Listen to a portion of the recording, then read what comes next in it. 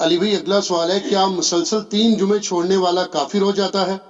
اگر ایسا ہی ہے تو کیا اسے دوبارہ کلمہ پڑھا کر مسلمان کرنا پڑے گا؟ اگر ہاں تو پھر اس نے نکاح کا کیا ہوگا؟ پلیز اس حوالہ سے کوئی ریکارڈنگ کروائیں، کیونکہ پریکٹیکلی مسلمانوں کی اکثریت اس جرم عظیم میں مبتلا ہے۔ انا للہ و انا الیہ راجعون۔ انا للہ و انا الیہ راجعون۔ دیکھیں یہ جرم اسی لیے ہو رہا ہے کہ امت کو کہانی کرا دی گئی ہے کہ جس نے ایک دفعہ بھی کلمہ پڑھ لیا ہے اب جنت اس کی گارنٹیڈ ہے، جو مرضی کرتا رہے۔ اور یہ بھی چیزیں آؤٹ آف کانٹیکسٹ پیش کی گئی، یہ اس طریقے سے نہیں تھا۔ صحیح بخاری کی حدیث ہے، نبی صلی اللہ علیہ وآلہ وسلم نے فرمایا میری پوری امت جنت میں جائے گی سوائے اس کے کہ جس نے جنت میں جانے سے انکار کر دیا۔ تو پوچھا گیا کہ من ابا یا رسول اللہ، کس نے انکار کیا؟ تو آپ نے فرمایا کہ جس نے میرا حکم مانا وہ جنت میں جائے گا، اور جس نے میری نافرمانی کی اس نے جنت میں جانے سے انکار کر دیا۔ باقی وہ بات الگ ٹھیک ہے، بخاری مسلم میں حدیث ہے کہ نبی صلی اللہ علیہ وآلہ وسلم بار بار دوزخ کی طرف جائیں گے، اللہ تعالیٰ ان کے لیے تعداد مقرر کرے گا، اللہ کے اذن سے آخر میں اس شخص کو بھی جنت سے دوزخ سے نکال کے جنت میں لے آئیں گے کہ جس کے دل میں رائی کے دانے کے برابر بھی ایمان ہوگا۔ لیکن یہ کون سوچ سکتا ہے کہ کتنا عرصہ اس کو وہ جہنم میں وہ پیریڈ گزارنا پڑے گا۔ اللہم اجرنا من النار۔ یہاں تو کہہ دیتے ہیں جناب ایک پھیرا لگے گا، آپ کو پھیرے کی لینتھ کے نہیں پتا۔ ہم لوگ تو 5 سے 10 سیکنڈ کے لیے موم بتی کے فلیم کے اوپر نہیں ہاتھ رکھ سکتے۔ دنیا کی آگ، اور بخاری اور مسلم دونوں میں حدیث ہے کہ آخرت کی آگ جو ہے وہ دنیا کی آگ سے 70 گنا تیز ہے۔ تو یہ بات کر دینا بڑا آسان ہے۔ اچھا آپ اس کو دنیا میں اگر کسی کو پریکٹیکلی امیجن کروائیں نا تو وہ کانپ اٹھے گا۔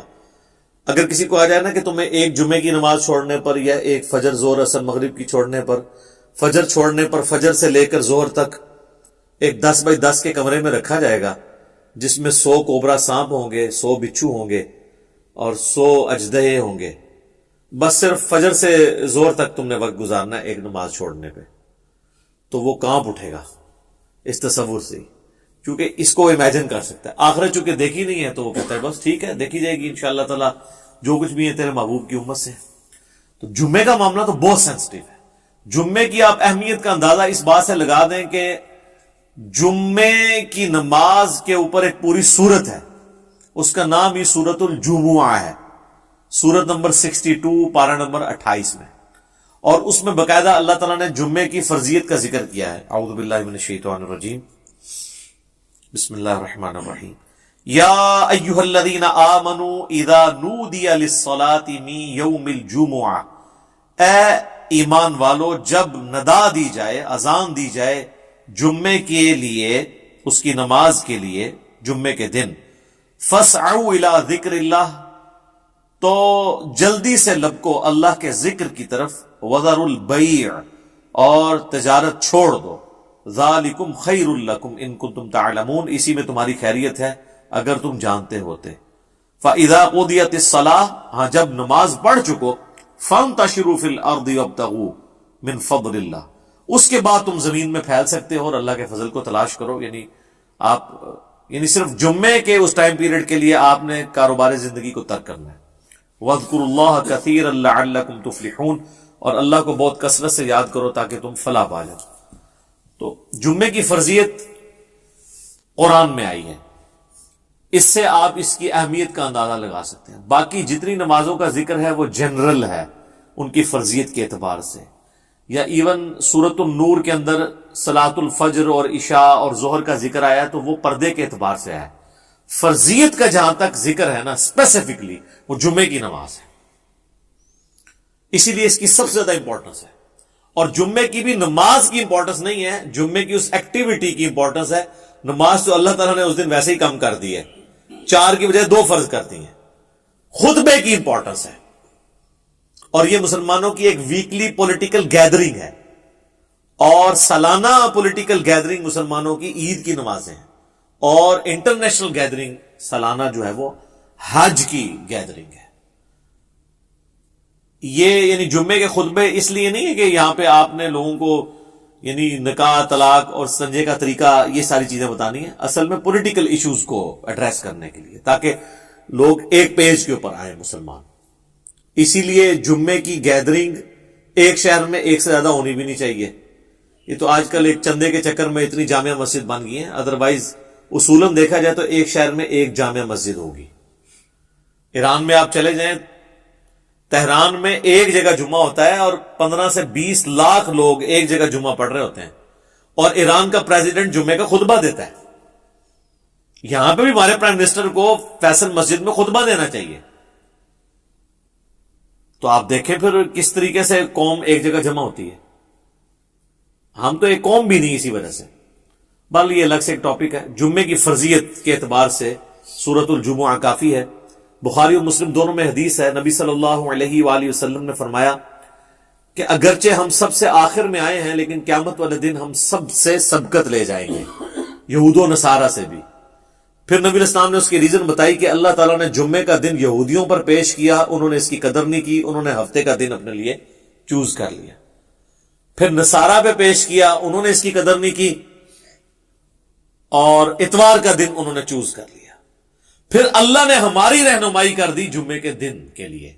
اچھا، نبی علیہ السلام نے اس کو اللہ کی طرف منسوب کیا کہ اللہ نے ہمارے لیے رہنمائی مقرر کر دی کہ ہم جمعے کی طرف متوجہ ہوئے۔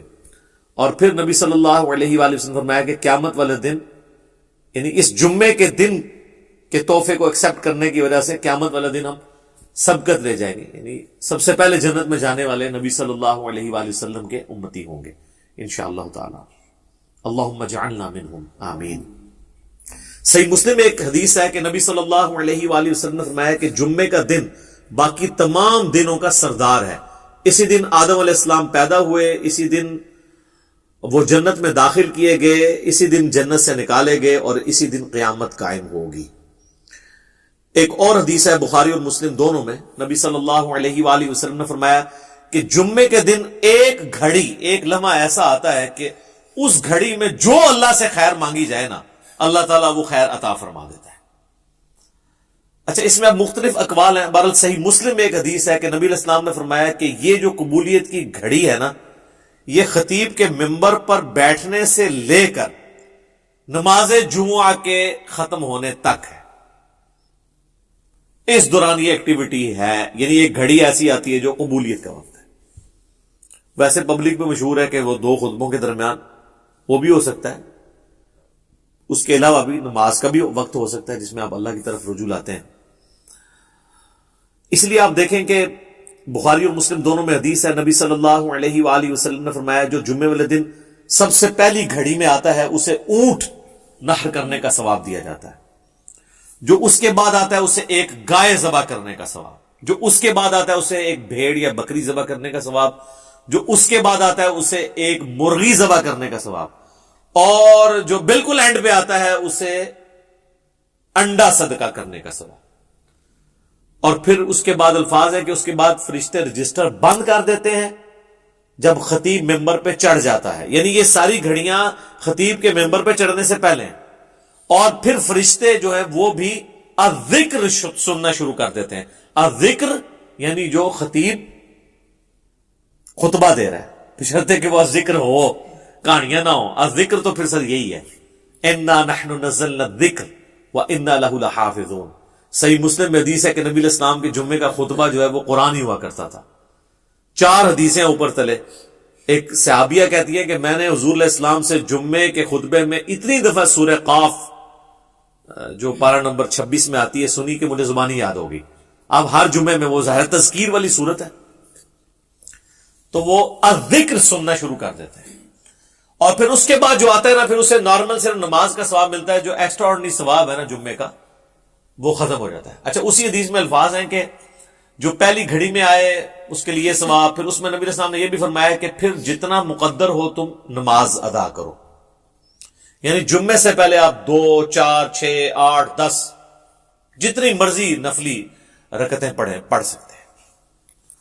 اچھا، اس میں ایک حدیث ضعیف بھی پیش کی جاتی ہے ابو داؤد کی کہ جمعے والے دن مکروہ وقت کوئی نہیں ہوتا، وہ روایتی کمزور ہے، اس کا تو آپ نے بہرحال خیال رکھنا ہوگا۔ وہ جو 5-7 منٹ ہوتے ہیں جب سورج اپنے ٹریک میں بالکل سینٹر میں ہوتا ہے. جسے آپ زوال کہتے ہیں، وہ زوال نہیں ہوتا، وہ ضحبہ کبریٰ ہوتا ہے. زوال آفتاب تو کہتے ہیں آپ ظہر کے وقت شروع ہونے کو ہے، سورج گرنا شروع ہو جائے مغرب کی طرف. سینٹر سے ذرا سا ہٹے گا تو مکروہ وقت ختم ہو جائے گا. ایگزیکٹ سینٹر میں آپ سمجھ لیں وہ جو 5-7 منٹ ہے وہ مکروہ وقت ہے. اس سے پہلے بھی آپ نفلی نماز پڑھ سکتے ہیں، اس کے بعد بھی ایگزیکٹ اس وقت نہیں پڑھ سکتے. تو جتنی مقدر ہو پڑھو. البتہ بخاری اور مسلم میں حدیث ہے کہ جب خطیب جو ہے وہ خطبہ دے رہا ہو نا تو پھر آپ نے 2 رکعتیں پڑھنی ہے، اور اس وقت تک نہیں بیٹھنا جب تک وہ 2 رکعتیں نہ پڑھ لیں. یہ جمعے کے دن کا پروٹوکول ہے، عام نمازوں کے لیے نہیں ہے. اور 2 سے زیادہ پھر نہیں پڑھنی جب خطبہ شروع ہو جائے، کیونکہ اصل مقصد تو خطبہ سننا ہے. اور اگر خطبہ شروع نہیں ہوا تو صحابہ کا جو معمول ہے وہ کم از کم 4 رکعتیں تھی جمعے سے پہلے، کم از کم 2 تو پڑھنی ہے. اور بعد میں صحیح مسلم میں آتا ہے کہ جس نے جمعے کے بعد نماز پڑھنی ہے وہ 4 رکعتیں پڑھے. 2 کر کے بھی پڑھ سکتے ہیں اور اکٹھی 4 بھی پڑھ سکتے ہیں، دونوں طریقے سے ثابت ہے. تو یہ جمعے کی رکعتیں میں نے بتا دی، یعنی ٹوٹل کتنی ہوئی؟ 8. 2 سنتیں پہلے، 2 فرض اور 4 سنتیں بعد میں. اور اگر آپ نے پہلے 4 سنتیں پڑھنی ہیں تو پھر 10 ہوگی. تو نبی صلی اللہ علیہ وآلہ وسلم نے یعنی یہ ترغیب دلائی ہے کہ جمعے والے دن خطیب کے ممبر پہ چڑھنے سے پہلے پہنچ جائے. اب حنفیوں کی چونکہ تقریر انہوں نے لادہ کر لی ہوئی ہے تو حنفیوں کے لیے یہ نہیں ہوگا کہ عربی خطبہ سننا ہوگا. وہ بھی جب ممبر پہ خطیب چڑھتا ہے نا اردو خطبے کے لیے، تو اس کے بعد رجسٹر ان کے بند ہو جائیں گے. اب چونکہ انہوں نے اپنے پبلک کو پڑھایا ہوا ہے کہ یہ تقریر جو ہے یہ لادہ سے ہے، اصل عربی کے خطبے ہوتے ہیں، پھر لوگ کہتے ہیں پھر اصل ہی آگے سنیں گے جو ہمیں بھی سمجھ نہ آئے. اور معذرت کے ساتھ جو پڑھ رہے ہوتے ہیں ان کو بھی نہیں سمجھ ہوتی کہ وہ پڑھ رہے کیا ہے. حقیقت بات ہے، کئی جو ائمہ ہے آپ ان سے کہنا یہ جو تم نے عربی خطبہ پڑھا اس کا ترجمہ بتاؤ کیا ہے. تو جب پڑھنے والے کو بھی نہیں پتا تو سننے والے کو کیا پتا ہوگا. اس لحاظ سے اہل حدیث نے یہ ٹھیک کیا ہے کہ انہوں نے خطبے تو 2 ہی رکھے اور اللہ کی حمد اور درود کو عربی میں رکھا، باقی انہوں نے جو واعظ اور تقریر جو مقصد تھا تذکیر کرنا اسے اپنی نیٹو لینگویج میں کر دیا، اردو کے اندر، انگلش کے اندر. یہی طریقہ ٹھیک ہے.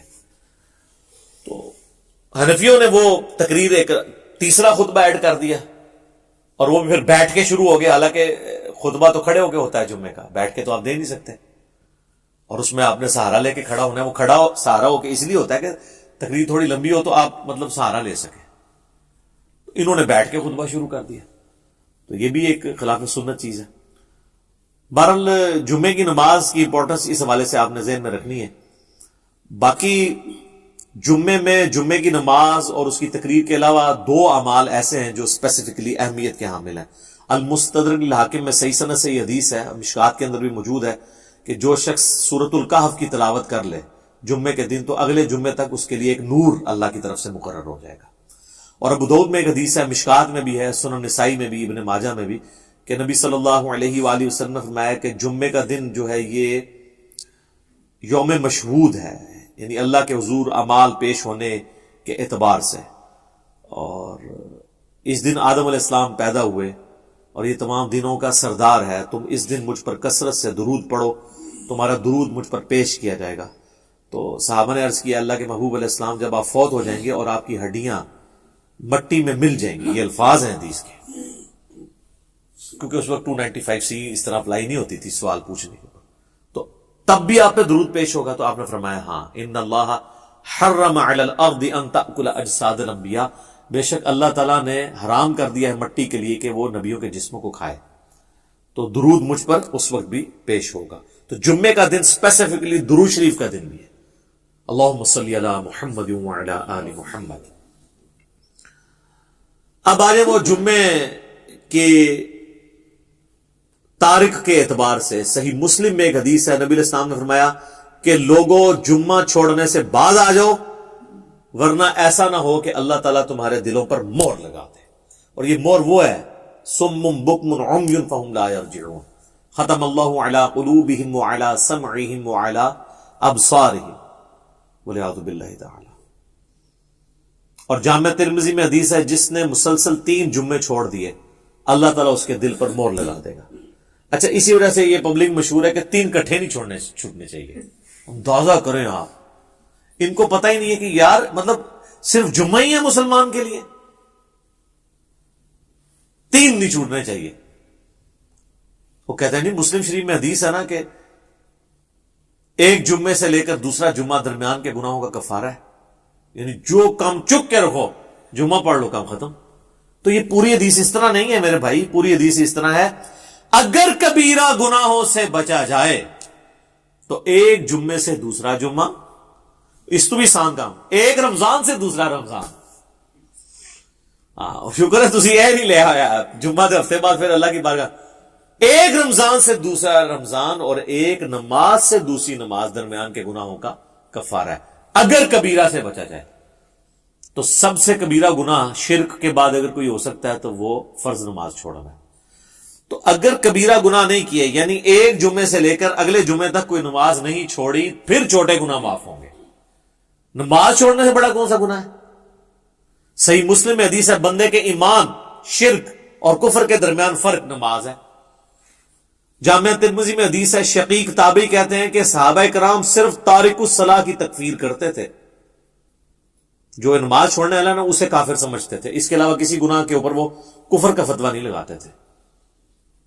ابو داؤد ترمذی میں حدیث ہے جس نے جان بوجھ کے نماز چھوڑی گویا اس نے کفر کیا. یہ تو بڑا سینسٹیو معاملہ ہے، کفر اور شرک کے درمیان فرق جب نماز ہے. اور اس سے بھی بڑھ کر سورۃ الروم کی وہ جو آیت ہے منیبین الیہ، رجوع لاؤ اللہ کی طرف، وَأَقِيمُوا الصَّلَاةَ وَلَا تَكُونُوا مِنَ الْمُشْرِكِينَ، اور نماز کو قائم رکھنا، دیکھنا مشرکوں میں سے نہ ہو جانا. نماز چھوڑنے والے کو اللہ تعالیٰ میں گویا کہ وہ مشرک ہے. پاکستان کے شناختی کارڈ میں مسلمان ہے، اللہ کے ہاں وہ عملاً مشرک ہے، عملاً کافر ہے. ہاں ٹھیک ہے، ہم عقیدے میں فتویٰ نہیں لگاتے، باقی اس کا اور اللہ کا معاملہ ہے. پھر سنن ابن ماجہ میں حدیث ہے ابو درداء اصحاب صوفہ میں سے ہیں، وہ کہتے ہیں کہ نبی علیہ السلام نے بڑے پیارے الفاظ ہیں، میرے خلیل نے مجھے 3 وصیتیں کی تھی. نمبر 1، اللہ کے ساتھ شرک نہ کرنا، خواہ تمہارے ٹکڑے ٹکڑے کر دیے جائیں یا تمہیں آگ میں جلا دیا جائے. نمبر 2، کبھی نماز، فرض نماز نہ چھوڑنا ورنہ اللہ کے ہاں تمہارا ذمہ اٹھ جائے گا، یعنی اللہ کو پھر کوئی پرواہ نہیں. اور نمبر 3، شراب نہ پینا، تمام گناہوں کی چابی شراب ہے.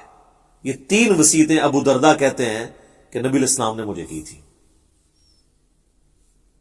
پھر مسند امام احمد میں وہ حدیث ہے کہ نبی صلی اللہ علیہ وآلہ وسلم نے فرمایا کہ جو شخص نماز پڑھنے والا ہے قیامت والے دن اس کی نماز اس کے لیے دلیل ہوگی، نور ہوگی اور نجات کا ذریعہ ہوگی.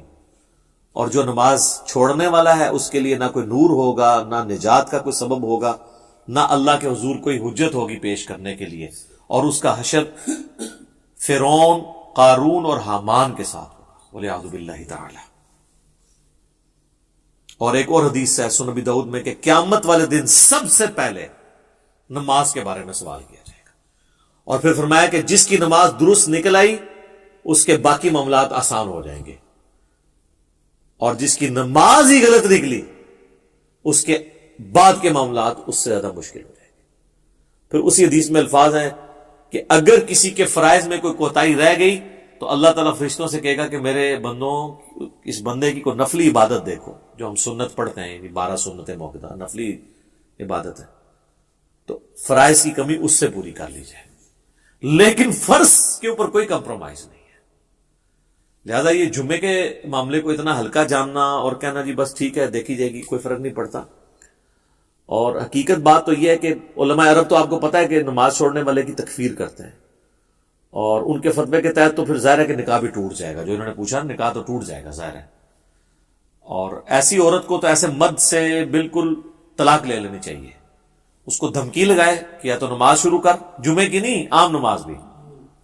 ادروائز دیکھیں نا جی، اب یہ تو نہیں کہ آپ نے صرف کلمہ پڑھ لیا تو آپ مسلمان تصور ہو جائیں گے. یعنی اسلام 3 چیزوں کا نام ہے نا، اقرار باللسان، زبان سے اقرار کرنا، وتصدیق بالقلب، اور دل سے تصدیق کرنا، وعمل بالجوارح، اور اپنے اعمال کے ساتھ، جوارح کے ساتھ اس کو ایگزیکیوٹ بھی کرنا. جب میں آپ کو حدیث بتا رہا ہوں جامعہ ترمذی کی کہ صحابہ کرام علیہم رضوان تارک الصلاح کی تکفیر کرتے تھے، آپ نے عمر سیریز میں بھی نہیں دیکھا کہ جب وہ جاتے ہیں جو مرتدین قبائل کی طرف، جن کی طرف ان کو خبر ملتی ہے کہ یہ مرتد ہوئے ہیں، تو وہ کہتے ہیں اذان دو. جواب میں اگر وہاں سے اذان کی آواز آتی ہے تو وہ پھر حملہ نہیں کرتے تھے، اور نہیں آتی تھی تو پھر وہ، یعنی وہ ان کے لیے جو ٹیسٹر انہوں نے رکھا ہوا تھا نا، چیک پوائنٹ، وہ نماز تھی. اب مجھے بتائیں صحابہ اگر اس وقت دنیا میں آ جائیں اور ہم جو اس وقت کلیم کر رہے ہیں کہ دنیا کا سب سے بڑا اسلامی ملک پاکستان ہے نا، کہتے ہیں انڈونیشیا کو پیچھے چھوڑ دیا نا اب آبادی کے اعتبار سے، تو وہ پاکستان کے شناختی کارڈ میں جو لکھا ہے اس اعتبار سے تو واقعی سب سے بڑا ہے.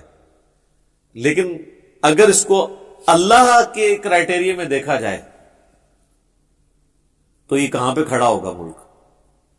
میرا خیال ہے پاکستان میں 1% سے بھی کم لوگ ہیں جو 5 وقت کی نماز پڑھتے ہیں، اور جمعہ پڑھنے والے بھی ہارڈلی 5% ہوں گے، 5 سے 10%. اور یہ یہاں پہ ایشو ہے، ورنہ سعودیہ میں آپ چلے جائیں تو آپ کو یہ ریشو 80% پلس نظر آئے گی. انڈونیشیا، ملیشیا میں 80% زیادہ لوگ عام نماز بھی پڑھتے ہیں. جمعہ چھوڑنے کا تو کوئی تصور ہی نہیں ہے وہاں پہ، کیونکہ وہاں پہ فقہ شافی اور فقہ شافی کے تحت جو نماز نہیں چھوڑتا وہ کافر ہے. اور مجھے نہیں سمجھ آتی اس کو فقہ میں کیوں الجھا دیا انہوں نے کہ جی امام حنیفہ نے بھی کوئی ہلکی اس کی سزا نہیں بتائی ہوئی ہے. وہ کہتے ہیں جو تارک الصلاح ہے اسے قید کیا جائے گا یہاں تک کہ وہ نماز شروع نہ کر دے، پھر اسے چھوڑا جائے گا. تو یہ بھی سزا کوئی چھوٹی نہیں ہے. باقی 3 ائمہ تو کہتے ہیں کہ اسے قتل کیا جائے گا، وہ مرتد ہی اسے تصور کرتے ہیں تارک الصلاح. تو اب چونکہ سختی نہیں ہوئی ہے تو پھر آپ انجام دیکھ لیں. کہتے ہیں جی وہ سب سے زیادہ حنفی ہیں، اسی لیے سب سے زیادہ بے نمازی دنیا میں، کیونکہ آپ تکفیر نہیں کرتے بے نمازی کی. تو جب حنفی زیادہ ہوں گے تو بے نمازی زیادہ ہوں گے. حالانکہ اسے حنفی شافیت کا مسئلہ ہی نہیں ہے، تو مسلم شریف میں حدیث ہے نا، یہ کوئی امام شافی کا قول تو نہیں ہے. صحیح مسلم میں کتاب الایمان میں پہلے چیپٹر کے اندر یہ حدیث موجود ہے کہ بندے کے کفر اور اسلام کے درمیان فرق نماز ہے. اس حدیث کو تو مطلب امام شافعی یا امام بن حنبل یا امام مالک کی کسی دھکے کی یا انہوں مونڈا دینے کی ضرورت نہیں ہے نا، یہ حدیث خود ہی. اور اس سے بڑھ کر سورہ روم کی آیت وَأَقِيمُوا الصَّلَاةَ وَلَا تَكُونُوا مِنَ الْمُشْرِكِينَ، نماز قائم رکھنا اور دیکھنا مشرکین میں شامل نہ ہونا. تو جناب یہ جمعوں وغیرہ کے چکر سے ذرا باہر نکلیں. جمعے والی بات تو یعنی یہ تو بہت بڑی بات ہے. عام نماز بھی اگر کوئی شخص چھوڑتا ہے، تارک الصلاح ہے، تو وہ قانوناً تو اسلام کی روح سے تو وہ اسلام سے خارج ہو جائے گا، الا یہ کہ وہ توبہ کر لے.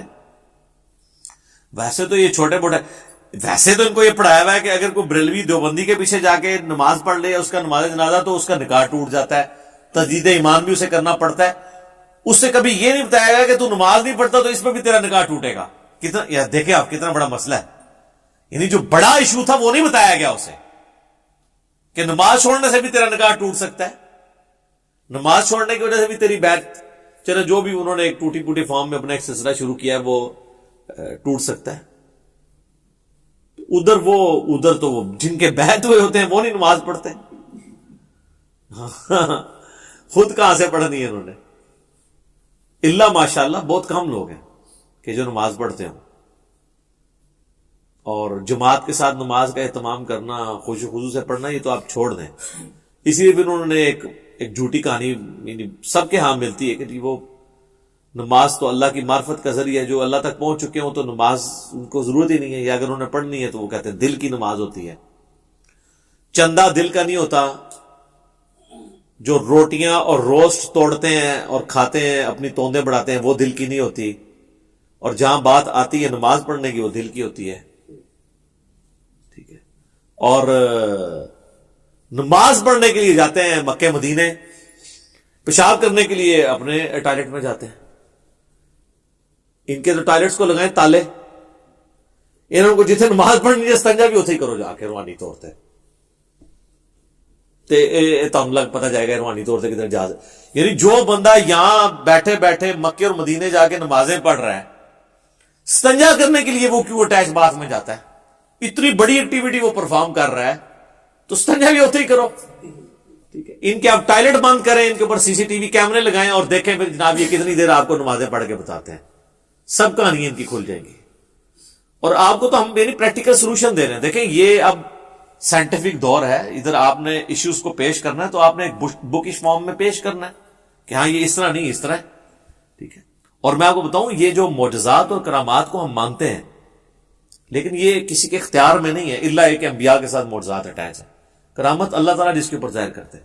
یہ جس طرح سپر مین اور ٹارزن بنا کے پیش کرتے ہیں نا بزرگوں کو، تو چونکہ ان کے دعوے ہیں نا تو کر کے بتائیں. نبی علیہ السلام سے اگر نبی علیہ السلام اللہ کا پیغمبر ہونے کا دعویٰ کر رہے تھے تو جب ان سے یہ بات کی جاتی تو وہ فزیکلی سب کے سامنے کرتے تھے.